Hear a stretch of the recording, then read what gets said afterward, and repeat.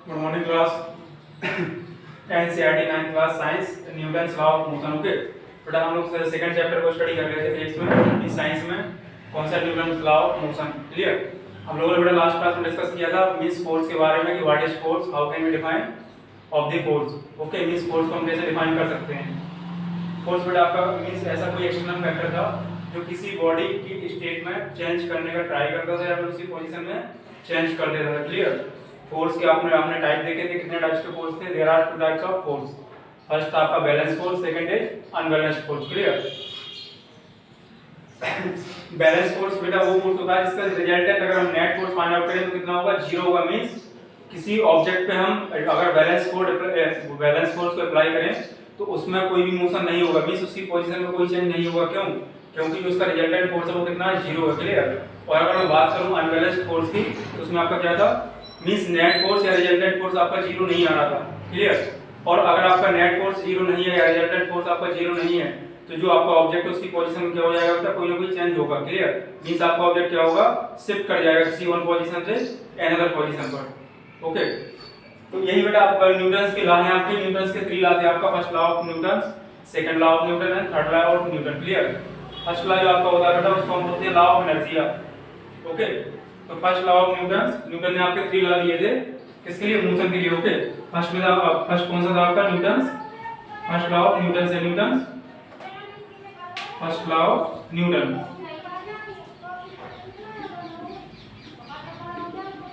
First law of Newton, इसी को हम लोग बोलते हैं सेकंड, इसी को हम लोग बोलते हैं क्या, law of inertia. Law of inertia. Clear. और आपका सेकंड लॉ होता है second law of Newton. Second law of Newton. तीसरा कौन सा बेटा, थर्ड लॉ ऑफ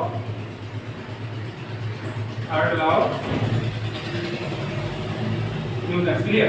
देखिए आपका न्यूटन ने क्या, मींस हम लोगों ने फोर्स के बारे में स्टडी किया कि आपका फोर्स क्या है। Force is defined as the external factor which try to change the position of any object, या फिर मींस ट्राई करने का, मींस ट्राई करता है किसी ऑब्जेक्ट की पोजीशन में चेंज करने का या फिर वो चेंज कर देता है। क्लियर। तो फोर्स क्या है, फोर्स मींस आप फोर्स को आप फील कर सकते हैं, उसको आप देख नहीं सकते। क्लियर। तो फोर्स क्या है, फोर्स मींस कुछ ऐसी फीलिंग है या फिर कुछ ऐसा मींस आपका कहा जाए तो कुछ ऐसा एक्सटर्नल फैक्टर है जो किसी ऑब्जेक्ट की पोजीशन में चेंज कर देता है या फिर चेंज करने का ट्राई करता है। Clear.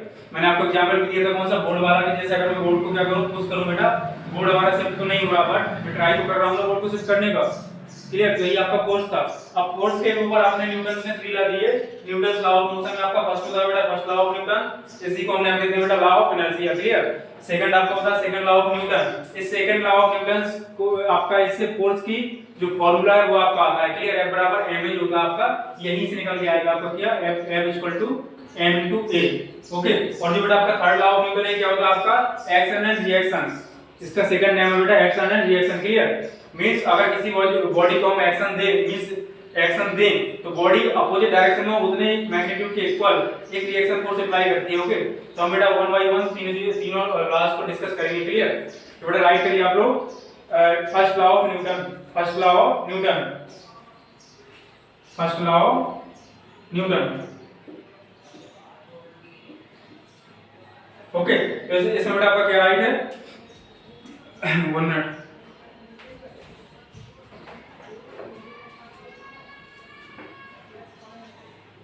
First law of Newton according to this law is, अगर हम इस लॉ को समझना चाहें तो बेटा आपका होता क्या है, मींस इस न्यूटन के फर्स्ट लॉ के अकॉर्डिंग मींस अगर कोई बॉडी आपकी रेस्ट में है, ओके, मींस रुकी हुई है तो वो रुकी ही रहना चाहिए, या फिर कोई बॉडी आपकी यूनिफॉर्म मोशन में है और कैसे, स्ट्रेट लाइन मोशन में। Okay, uniform straight line motion में है तो वो यूनिफॉर्म मोशन में रहना ही चाहेगी। क्लियर। मींस उसी मोशन को फॉलो करना चाहेगी। कब तक, जब तक कि उसमें कोई एक्सटर्नल फोर्स अप्लाई ना किया जाए।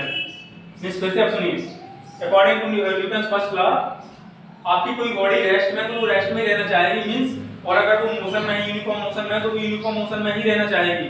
कब तक, जब तक उसको कोई एक्सटर्नल फोर्स अप्लाई ना किया जाए। ओके, तो इसका कहने का मतलब क्या है कि आपकी जो बॉडी है, कोई सा भी आपका ऑब्जेक्ट है, वो किसी मींस उसमें होने वाले चेंजेस का वो रजिस्ट करती है। ओके, मींस वो बॉडी, कोई भी बॉडी ये नहीं चाहती कि हमारी पोजीशन को शिफ्ट किया जाए या फिर हमारी जो जिस वो मोशन में है तो मोशन में ही रहना चाहेगी, और अगर वो रेस्ट में तो रेस्ट में ही रहना चाहेगी।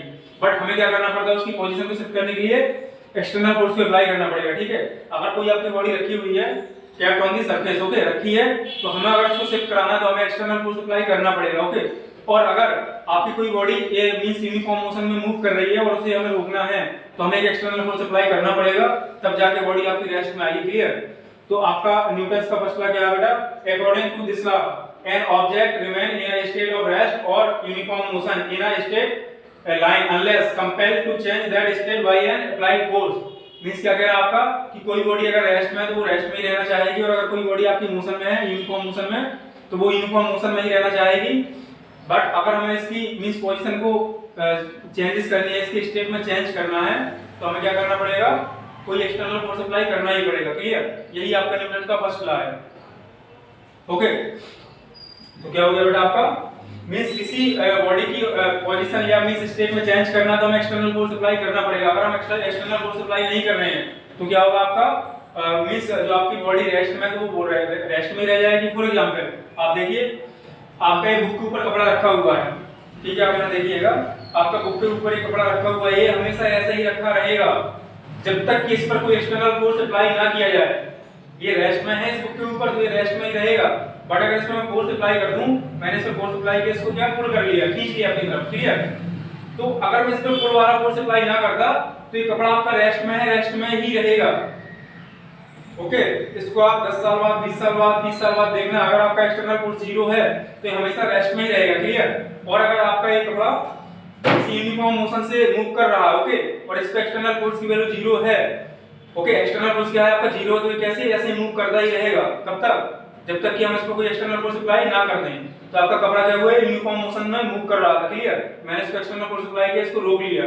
तो क्या कह रहा है न्यूटन के फर्स्ट लॉ का मींस कहना क्या चाह रहा है वो आपसे, कि कोई बॉडी रेस्ट में तो वो रेस्ट में रहना चाहेगी, अगर वो यूनिफॉर्म मोशन में मोशन कर रही है तो क्या वो मोशन करते रहना चाहेगी, कब तक, जब तक कि उस पर हम कोई एक्सटर्नल फोर्स अप्लाई ना करें, ओके। इसी को बेटा हम लोग नाम देते हैं लॉ ऑफ इनर्शिया, ओके। इसी का सेकंड नेम क्या है, लॉ ऑफ इनर्शिया, ओके। इसी का सेकंड नेम है, और करके आप राइट कर लेंगे लॉ ऑफ इनर्शिया या law first law of Newton, clear. तो बेटा इसको आप राइट कर लीजिए, क्या डेफिनेशन है आपकी, according to this law an object remains in a state of rest of uniform motion in a state line unless means कब तक, जब तक compelled to change that state by an applied force, means जब तक कि हम उसको कोई external force अप्लाई ना करें। means फाइनली अगर इसका हम रिजल्ट देखें तो क्या है आपका, हम किसी भी बॉडी के स्टेट में चेंज करेंगे तो वो हमेशा चेंज का विरोध करती है, मींस रोकती है उसको, चेंज को, जो आप चेंज कर रहे हैं उसका वो अपोज करती है कि चेंज नहीं होना चाहती वो, मींस अगर रेस्ट में है तो वो रेस्ट में ही रहना चाहेगी, बट हम क्या करते हैं उसको एक्सटर्नल फोर्स अप्लाई करके उसको मूव करा देते हैं। और अगर वो मोशन में है तो मोशन में ही रहना चाहती है, बट हम क्या करते हैं एक्सटर्नल फोर्स लगा के उसको रोक देते हैं। तो यही आपका न्यूटन का फर्स्ट लॉ है, इसको हम एग्जांपल से समझते हैं, ओके। तो आप डेफिनेशन को राइट कर लीजिए बेटा, first law of Newton, clear. बेटा इसका एग्जांपल हम लोग राइट करते हैं यहाँ पे एग्जांपल, इसको आप समझिएगा। आपने कोई ऑब्जेक्ट कंसीडर कर लिया यहाँ पे, ये क्या हो गया बेटा आपका ऑब्जेक्ट, इसमें बेटा हम लोग कंडीशन अप्लाई करते हैं, ये ऑब्जेक्ट कैसा है आपका रेस्ट में, ओके, ये आपका रेस्ट में है। फर्स्ट पॉइंट आप लिखेंगे इफ ऑब्जेक्ट इन रेस्ट, अगर ऑब्जेक्ट आपका रेस्ट में है, किसमें बेटा आपका ऑब्जेक्ट रेस्ट में है, क्लियर, और ये आपका क्या है अर्थ सरफेस है, तो ये हमेशा रेस्ट में ही रहना चाहेगा, कब तक, जब तक कि इस पे जो एक्सटर्नल फोर्स की वैल्यू क्या है 0 है, मींस एक्सटर्नल फोर्स क्या है आपका 0 है, ऑब्जेक्ट आपका सरफेस पर रखा हुआ है और वो रेस्ट पोजीशन में मींस रुका हुआ है, तो वो हमेशा आपका रेस्ट में ही रहना चाहेगा, कब तक, जब तक उस पर कोई एक्सटर्नल फोर्स अप्लाई ना किया जाए। और मैं यहाँ कंडीशन राइट करता हूँ बेटा, ये मैंने यहाँ कर दिया let external force equal to 0 newton, clear. External force अगर आपका 0 है, 0 न्यूटन है, तो इसकी बॉडी की ऑब्जेक्ट की पोजीशन में कभी कोई चेंज होगा, कभी नहीं होगा, according to Newton first law. Newton के फर्स्ट लॉ के अकॉर्डिंग अगर एक्सटर्नल फोर्स की वैल्यू 0 न्यूटन है तो ऑब्जेक्ट आपका रेस्ट में है, रेस्ट में था और रेस्ट में रहेगा, क्लियर। तो क्या हो जाएगा बेटा, यहां पर राइट कर देंगे object will always remain in at rest,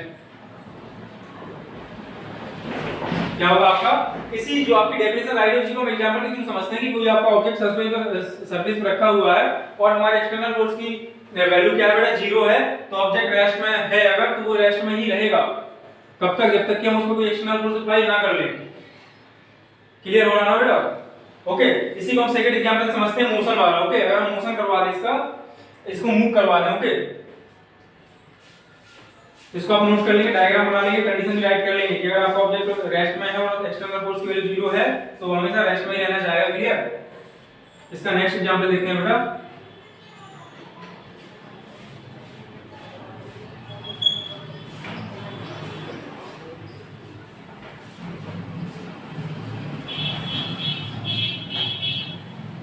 next example,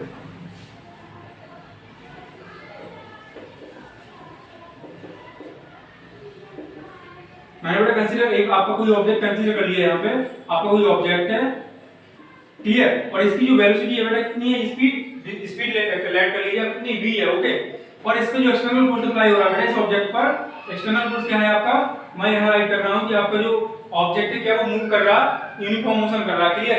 किस मोशन में, यूनिफॉर्म मोशन में। Object in uniform motion. अगर बेटा मैं यहां राइट कर दूं कि ये external force equal to 0 newton. Clear? अगर आपका एक्सटर्नल फोर्स की वैल्यू क्या है, 0 है, आपका कोई ऑब्जेक्ट स्ट्रेट लाइन में यूनिफॉर्म मोशन कर रहा है। क्लियर? और अगर आपका एक्सटर्नल फोर्स की वैल्यू क्या है, 0 है, तो ऑब्जेक्ट आपका ऐसे ही मोशन करता ही रहेगा। क्लियर? ना तो ये रुकेगा, ना इसकी मींस स्पीड है वो कम होगी, मींस जिस स्पीड से वो मूव कर रहा है उसी स्पीड से वो आगे मूव करता रहेगा। कब तक? जब तक कि हम कोई एक्सटर्नल फोर्स अप्लाई ना कर दें। यही तो है न्यूटन फर्स्ट लॉ। न्यूटन ने क्या कहा था, कोई आपका ऑब्जेक्ट रेस्ट में है तो वो रेस्ट में ही रहेगा, और अगर वो यूनिफॉर्म मोशन कर रहा है तो यूनिफॉर्म मोशन करता ही रहेगा। कब तक? जब तक कि हम उसको कोई एक्सटर्नल फोर्स अप्लाई ना कर दें। तो यहाँ पर देखिए एक्सटर्नल फोर्स की वैल्यू क्या है, 0 न्यूटन है।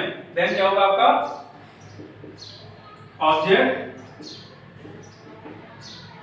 Remain in uniform motion. Clear? ये यूनिफॉर्म मोशन में है और यूनिफॉर्म मोशन में ही रहेगा। Okay, object remains in uniform motion. Clear बेटा? इसको आप राइट कर लेंगे। अब इसको बेटा हम जो न्यूटन फर्स्ट लॉ है इसको इनर्शिया, लॉ ऑफ इनर्शिया क्यों बोलते हैं, उसको भी जान लेते हैं। इनर्शिया आपका होता क्या है? इनर्शिया मींस इसी को जो न्यूटन का आपका फर्स्ट लॉ है इसको नाम देते हैं लॉ ऑफ इनर्शिया। इसको लॉ ऑफ इनर्शिया क्यों बोलते हैं, तो हम इनर्शिया के बारे में कुछ डिस्कस कर लेते हैं। आपका न्यूटन फर्स्ट लॉ क्लियर हुई है कि क्या है इसकी डेफिनेशन और क्या इसका कांसेप्ट है। क्लियर बेटा? अब बात करते हैं इनर्शिया की। इनर्शिया आपका होता क्या है?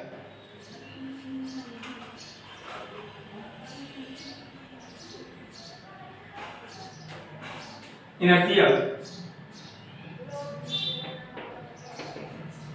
क्या है बेटा आपका? इनर्शिया किसी भी ऑब्जेक्ट की प्रॉपर्टी होती है। Okay, inertia is the property of every object. Okay, जितने सारे भी आपके ऑब्जेक्ट हैं सबके सब में एक प्रॉपर्टी होती है। कैसी प्रॉपर्टी? कि वो अपने आप में होने वाले चेंजेस का अपोज करती है, मींस रेजिस्ट करती है। आपका कोई ऑब्जेक्ट रखा हुआ है और तो वो उसको अगर हम चेंज करेंगे तो कैसे चेंज होगा, वो अपने आप ही चेंज हो नहीं जाएगा, हमें कोई ना कोई एक्सटर्नल फोर्स अप्लाई करना पड़ेगा। ओके, तो क्या है आपकी ऑब्जेक्ट की प्रॉपर्टी है। अगर हम ऑब्जेक्ट पर कोई फोर्स अप्लाई ना करें तो वो जैसे रखा है वैसे रखा रहेगा। क्लियर? तो क्या है बेटा आपका, मींस किसी ऑब्जेक्ट की स्टेट में अगर हम चेंज करें तो वो चेंजेस का रेजिस्ट करता है, मींस अपोज करता है, चेंजेस नहीं होने देना चाहता, चेंजेस कोई चेंजेस हमें ना हो। बट हम क्या करते हैं, एक्सटर्नल फोर्स अप्लाई करके उसकी पोजीशन में मींस उसकी स्टेट में चेंजिंग कर देते हैं। क्लियर? इसको बेटा राइट कर लेते हैं हम लोग। होगा क्या है आपका, it is the property of object, it is the property of object। Okay, ये ऑब्जेक्ट क्या बेटा खुद की प्रॉपर्टी है और इसके अकॉर्डिंग क्या होती है, means inertia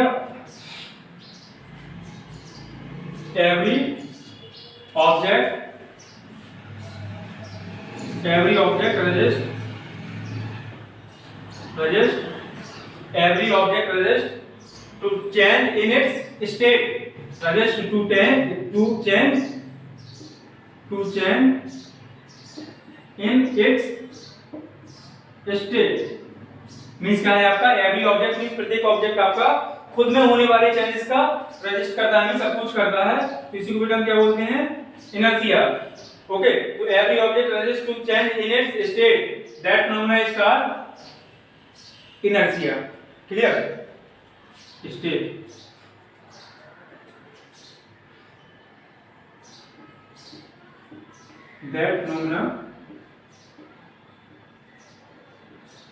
that phenomena is called as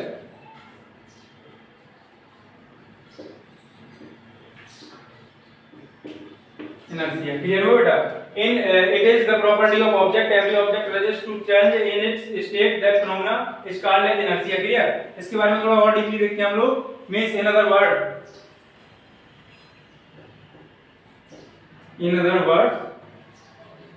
every object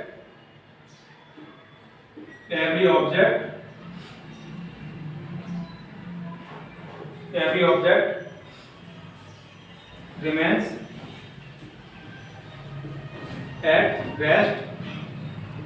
at rest if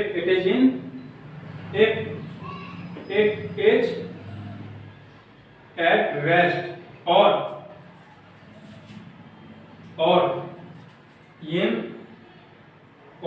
motion in uniform motion if it is in uniform motion। Clear? क्या है बेटा आपका? इन अदर वर्ड्स मींस अगर हम इसको अलग शब्दों में कहें तो every object remains at rest if it is in rest. Clear? अगर आपका कोई ऑब्जेक्ट रेस्ट में है तो वो रेस्ट में रहना चाहेगा, और इन यूनिफॉर्म मोशन, अगर वो यूनिफॉर्म मोशन में है तो it is in uniform motion. Okay, तो वो अगर यूनिफॉर्म मोशन में है तो यूनिफॉर्म मोशन में ही वो रहना चाहेगा। ओके, तो जो इस टाइप का जो आपका क्या प्रॉपर्टी है मींस किसकी, ऑब्जेक्ट की, यही क्या कहलाती है बेटा, inertia. In other words every object remains at rest if it is at rest or in uniform motion if it is in uniform motion। Clear? अगर ये आपका यूनिफॉर्म मोशन में है तो यूनिफॉर्म मोशन में ही रहना चाहेगा। तो क्या हुआ आपका बेटा, जो इनर्शिया क्या है आपका, इनर्शिया मींस ऑब्जेक्ट की खुद की प्रॉपर्टी है, ये अपने आप में होने वाले चेंजेस का अपोज करता है, रजिस्ट करता है। ओके, आप कोई ऑब्जेक्ट मोशन में है तो उसको रोकना है आपको, तो ये रुकना नहीं चाहता ऑब्जेक्ट, ये चलना ही चाहता है, बट एक्सटर्नल फोर्स की वजह से इसको रुकना पड़ जाता है। ठीक है? और अगर कोई आपका ऑब्जेक्ट रेस्ट में है तो वो रेस्ट में ही रहना चाहता है, बट हम क्या करते हैं, एक्सटर्नल फोर्स लगाते हैं, उसको मूव करा देते हैं। क्लियर? तो यही आपका क्या है, इनर्शिया। इसको आप राइट कर लेंगे इनर्शिया के बारे में। अब बात करेंगे बेटा मास की। मास आपका क्या होता है, मास राइट कर लेंगे इसको बेटा। अब बात करते हैं मास की।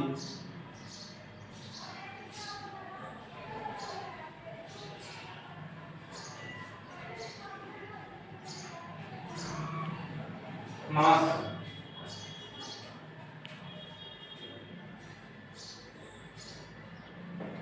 मास क्या होता है बेटा, मास और वेट में क्या डिफरेंस है। मास किसी भी ऑब्जेक्ट का ऑलवेज कांस्टेंट रहता है, क्या खुद की प्रॉपर्टी है, मटेरियल की या फिर ऑब्जेक्ट का आपका खुद की प्रॉपर्टी है, और मास आपका ऑलवेज कांस्टेंट रहता है। उसको आप मून पे ले जाइए, कहीं भी ले जाइए आपका, ओके, किसी भी आप मींस आप उसको कहीं भी ले जाइए, अर्थ पे देखिए, मून पे देखिए, या कहीं स्पेस में देखिए, मास आपका हमेशा कांस्टेंट रहेगा। ओके, और मास का जो ऐसा यूनिट होता है बेटा, क्या होता है आपका, केजी होता है। क्लियर? तो बात करते हैं मास की, तो it is the property of object, या इट इज द, यही राइट करते हैं आपका, it is the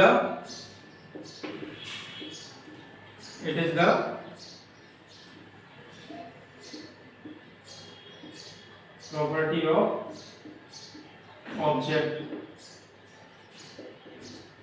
mass always remains constant at everywhere।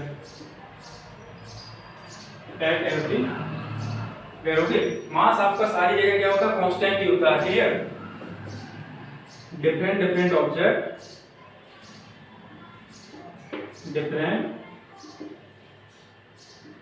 different object have different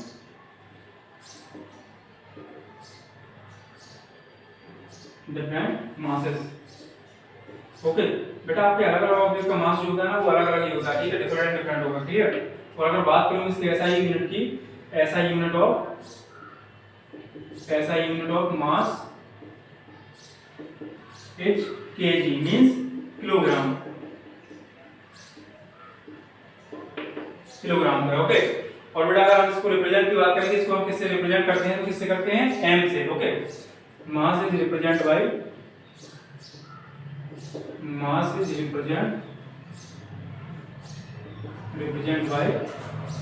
M, clear. Mass को किससे रिप्रेजेंट करते हैं बेटा, एम से। फिर तो देखिए आप, किसी it is the property of object, ये आपके ऑब्जेक्ट की प्रॉपर्टी कितनी होती है, mass always remains constant at everywhere, okay. Mass जो आपका होता है वो हर जगह कांस्टेंट ही होता है। मास की वैल्यू अगर आपका कोई ऑब्जेक्ट है 5 केजी का है तो वो अर्थ पे भी 5 केजी का ही रहेगा, और अगर आप मून पे गए तो मून पे भी आपका वो 5 केजी का ही रहेगा, क्लियर। तो क्या है आपका, और तीसरा देखिए डिफरेंट डिफरेंट ऑब्जेक्ट है, डिफरेंट डिफरेंट मासेस, मींस अगर आपका ऑब्जेक्ट अलग अलग है तो उसका मास भी क्या होगा, अलग अलग ही होगा, क्लियर। बेटा नेक्स्ट पॉइंट देखते हैं, ऐसा unit of mass is KG. जो आपका मास की ऐसा यूनिट होती है बेटा वो क्या होता है आपका, kilogram, KG means kilogram, okay. Next बात करते हैं, mass is represented by capital M. Mass को हम किससे रिप्रेजेंट करते हैं, कैपिटल एम से, क्लियर। इसको डालो राइट करेंगे मास के बारे में, तो हमने बेटा क्या डिस्कस किया, आपका law means first law of Newton, कौन सा लॉ ऑफ इनर्शिया, ओके। उसमें हमने क्या देखा बेटा कि अगर आपकी कोई बॉडी रेस्ट में है तो वो रेस्ट में ही रहना चाहेगी, अगर वो यूनिफॉर्म मोशन कर रही है स्ट्रेट लाइन में तो वो स्ट्रेट लाइन में यूनिफॉर्म मोशन करना चाहिए जब तक उसको हम कोई एक्सटर्नल फोर्स अप्लाई ना करते, क्लियर। और हमने इनर्शिया के बारे में जाना, इनर्शिया क्या होता है, किसी भी ऑब्जेक्ट की खुद की प्रॉपर्टी है, ओके। इनर्शिया मींस क्या होता है, ये कुछ मींस मटेरियल की प्रॉपर्टी है जो कि अपने आप में होने वाले चेंजेस का अपोज करती है, रेजिस्ट करती है, क्लियर।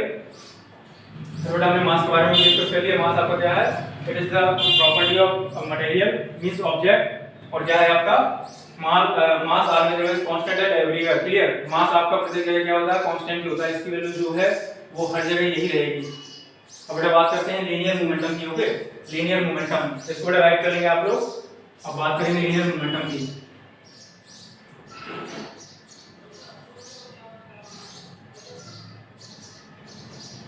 छोटी छोटी टर्म है आपको बेटा, बट ये आपको बहुत इंपॉर्टेंट है।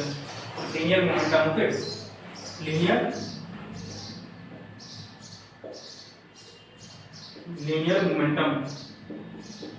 Linear momentum, okay. आप देखिए आपका मींस जो भी आपका ऑब्जेक्ट है उसके पास क्या होगा, मास होगा। और अगर कोई ऑब्जेक्ट मींस सारे जो भी आपके ऑब्जेक्ट है क्या उसके पास मास होता ही है, बट अगर हम किसी ऑब्जेक्ट को मास तो है उसमें और उसको कोई वेलोसिटी भी हम क्या करें, मींस कोई वेलोसिटी से उसको मूव करा दें, ओके। तो जो आपका मास और वेलोसिटी का मल्टीप्लाई होता है मींस प्रोडक्ट होता है, वही आपका क्या हो जाता है बेटा, लीनियर मोमेंटम, क्लियर। और आपका एक ऐसी क्वांटिटी है, वेक्टर क्वांटिटी है। देखिए आप यहाँ पे आपको कोई ऑब्जेक्ट यहाँ पे रखा हुआ है, इसका मास है m और इसको हमने v वेलोसिटी से मूव करा दिया, ओके। अब मैं आपसे पूछी what is the momentum of this, sorry what is the linear momentum of this object, तो क्या हो जाएगा बेटा p इसको p से रिप्रेजेंट करते हैं हम लोग, और क्या होता है इसका m v, ओके। तो ये आपका क्या हो जाएगा linear momentum, p m v। आपका कोई m मास का ऑब्जेक्ट है, उसकी वेलोसिटी कितनी है, v से वो मूव कर रहा है, क्लियर। तो अगर हम लीनियर मोमेंटम की बात करें तो p कितना हो जाता है m v, और अगर इसके ऐसा यूनिट की बात करें तो क्या हो जाएगा बेटा, kg मीटर पर सेकंड नहीं होगा। m का क्या होता है ऐसा यूनिट kg, और वेलोसिटी क्या होता है मीटर पर सेकंड, तो kg मीटर पर सेकंड, क्लियर। तो बेटा इसको राइट कर लेते हैं हम लोग, it is the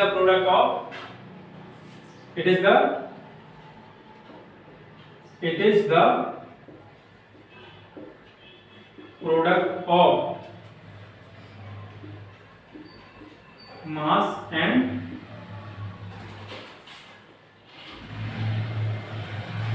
velocity, okay. आपका क्या है, प्रोडक्ट होता है मास एंड वेलोसिटी का। और फर्स्ट पॉइंट बेटा आपका ये हो गया। सेकंड पॉइंट देखिए आप, it is the vector quantity. क्यों, अगर ये वेलोसिटी है तो क्या होगा आपका लीनियर मोमेंटम भी तो वेलोसिटी होगा ना, क्लियर। तो क्या हो जाएगा आपका जो लीनियर मोमेंटम है, linear momentum is the vector quantity, means जिस डायरेक्शन में आपका ऑब्जेक्ट मूव करेगा उसी डायरेक्शन में आपका लीनियर मोमेंटम होगा, क्लियर। जिस डायरेक्शन में ऑब्जेक्ट जा रहा है आपको उसी डायरेक्शन में क्या होगा, आपका लीनियर मोमेंटम वर्क करेगा, क्लियर बेटा। तो क्या हो जाएगा आपका linear momentum is a vector quantity. Third बात करें इसकी, SI unit of linear momentum, SI unit of linear momentum H, देखिए p इक्वल टू बेटा आपका क्या है m इंटू v, और m का SI यूनिट क्या होता है बेटा kg, and SI unit of v क्या हो जाएगा आपका मीटर पर सेकंड, जिसका SI यूनिट बेटा क्या हो जाएगा आपका लीनियर मोमेंटम का kg मीटर पर सेकंड। क्लियर, इस kg मीटर पर सेकंड। ओके, इसको भी आप राइट कर लेंगे। Product of mass and velocity means किसका प्रोडक्ट है आपका, मास और वेलोसिटी का है। Linear momentum is a vector quantity, आपकी वेक्टर क्वांटिटी मींस इसमें डायरेक्शन मैग्नीट्यूड तो होता ही है। वेक्टर क्वांटिटी भी कौन सी क्वांटिटी होती है आपकी, वो सारी क्वांटिटी जिनके पास वेक्टर मींस डायरेक्शन के साथ साथ मैग्नीट्यूड भी हो। क्लियर, तो इसमें क्या है आपका मैग्नीट्यूड भी है कुछ ना कुछ, और इसकी डायरेक्शन भी है। ओके, और बात करें ऐसा यूनिट ऑफ लीनियर मोमेंटम क्या है आपका kg मीटर पर सेकंड, इसको आप राइट कर लेंगे। ओके, आपका क्या हुआ, लीनियर मोमेंटम भी कंप्लीट हो गया।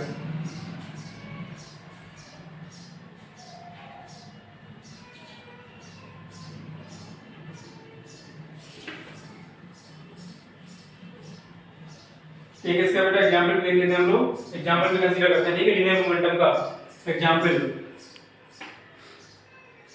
A body, A object, an object has a velocity I meter per second and has mass 10 kg. Find the linear momentum of this object. Find the linear momentum of this object. Clear, हमें इस object क्या find out करना है, इसका linear momentum find out करना है। Okay, बेटा हमें गिवन क्या है, इसको जो बेटा हम सॉल्व करेंगे तो क्या हो जाएगा आपका, गिवन क्या आपका वेलोसिटी कितनी है, v की वैल्यू गिवन है बेटा 5 मीटर पर सेकंड। ओके, और अगर हम बात करें मास की, तो मास कितना है आपका 10 kg। Then what is the value of linear momentum, linear momentum means p equal to, solve करते हैं बेटा हम लोग, linear momentum P equal to m into v. Clear, what is the value of m, m is equal to 10 kg, 10 multiply what is the value of v, 5 meter per second. Clear, and finally after calculation v of 10 50 kg meter per second. Okay, तो आपका linear momentum बेटा कितना आ गया 50 kg metre पर second. कैसे हुआ बेटा आपका, आपको मास, इसका वेलोसिटी गिवन थी ऑब्जेक्ट की, आपको मास गिवन था 10 kg, दोनों का आपने प्रोडक्ट करा दिया, कितना आ गया आपका लास्ट में 50 kg मीटर पर सेकंड। ओके, तो ये आपका क्या हो गया बेटा, आपका आपने लीनियर मोमेंटम फाइंड आउट कर लिया है। ओके, तो आज बेटा हम लोगों ने क्या क्या देखा, फर्स्ट लॉ ऑफ न्यूटन देखा हमने, क्या था उसमें कि कोई ऑब्जेक्ट आपका रेस्ट में, तो रेस्ट में रहेगा, अगर वो यूनिफॉर्म मोशन में, तो यूनिफॉर्म मोशन में ही रहेगा। कब तक, जब तक उसको कोई एक्सटर्नल फोर्स अप्लाई ना कर दिया जाए। ठीक है, और आपका सेकंड हमने देखा इनर्शिया। इनर्शिया आपका क्या होता है, तो क्या है आपकी किसी ऑब्जेक्ट की खुद की प्रॉपर्टी है, मींस वो अपने आप में, ऑब्जेक्ट अपने आप में होने वाले चेंजेस का अपोज करती है, मींस रेजिस्ट करती है हमेशा। क्लियर, हमने बेटा तीसरी चीज देखी आपकी मास। मास क्या है, मींस आप जितने भी आपके अलग अलग ऑब्जेक्ट का मास अलग अलग होता है। ओके, और मास आपके कांस्टेंट टर्म में, जो कि आपका मींस कहीं पे भी आप देखेंगे मास तो कैसा रहेगा आपका, कांस्टेंट ही रहेगा। क्लियर, और मास का जो ऐसा यूनिट है वो क्या होता है बेटा kg होता है। और लास्ट में क्या देखा आज, means linear momentum. Linear momentum आपका क्या होता है बेटा, it is the product of mass and velocity. Clear, means अगर कोई ऑब्जेक्ट आपका मास m है और वेलोसिटी कितनी है v है, तो उसका लीनियर मोमेंटम कितना हो जाएगा m into v, और इसका ऐसा यूनिट क्या होता है बेटा kg मीटर पर सेकंड। क्लियर बेटा, नेक्स्ट क्लास में हम लोग डिस्कस करेंगे सेकंड लॉ ऑफ न्यूटन, वहीं से आपके कोर्स की डेफिनेशन फाइंड आउट होती है, f = ma। ओके, तो आज के लिए इतना बेटा काफी, आप इसको नोट कर लेंगे और क्लियरली राइट कर लेंगे। Clear, okay, thank you class.